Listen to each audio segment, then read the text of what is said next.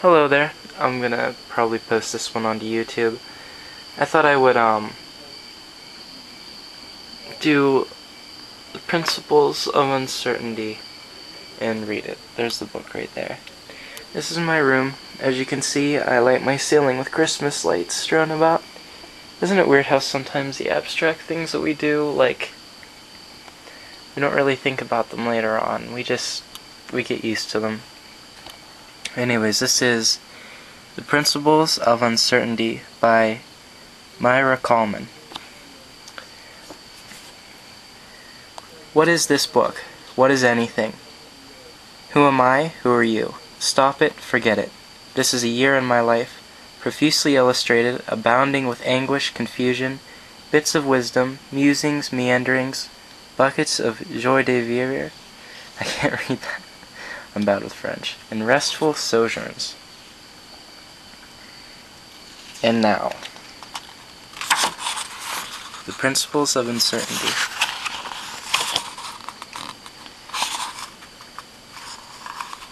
The Penguin Press, New York, 2007.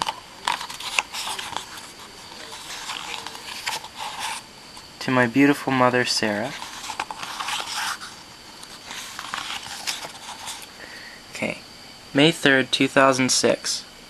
Some sun, overcast skies, and a few showers will prevail. How can I tell you everything in my heart?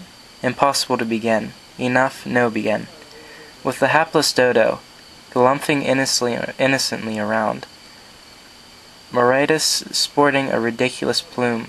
Then out of the blue man arrives, with a hankering for a dodo sandwich, and poof. By 1681, extinct. No more dodo. And as the last dodo was running for its life, Spinoza was trying to figure out a rational explanation for everything. You too? Sporting some handsome curls, which looked somewhat frivolous for someone so monumental. He searched for eudaimonia, which is not a kind of ammonia, but the state of happiness we are all looking for.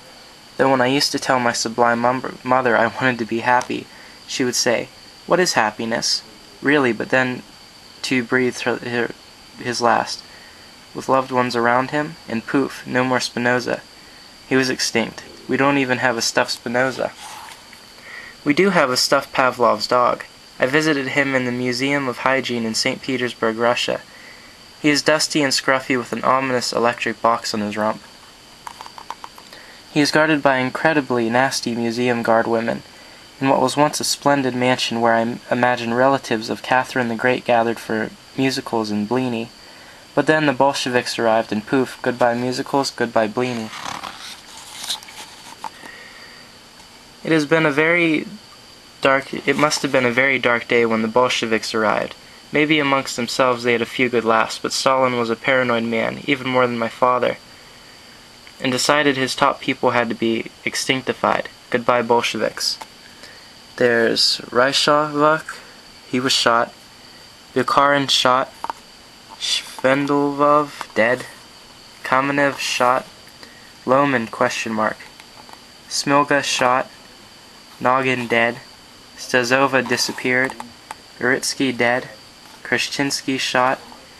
Dzhirinsky dead. And Bubnov disappeared.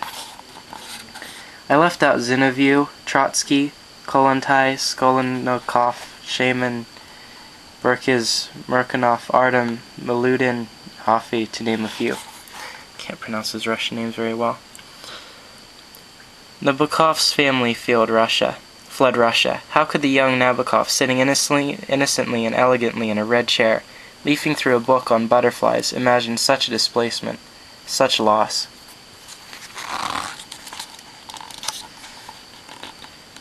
My beautiful mother's family fled Russia as well. Too many pogroms, leaving the shack, the wild blueberry woods, the geese, the river Sletch.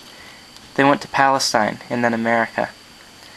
My mother drew this map for me. This is the world through her eyes. She is no longer alive, and it is impossible to bear.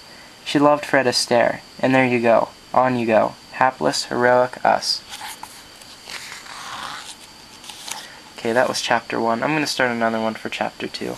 I'm sorry, I'm going to master my English language here, get a little correct emphasis on the right syllabus. Okay, I'll be right back.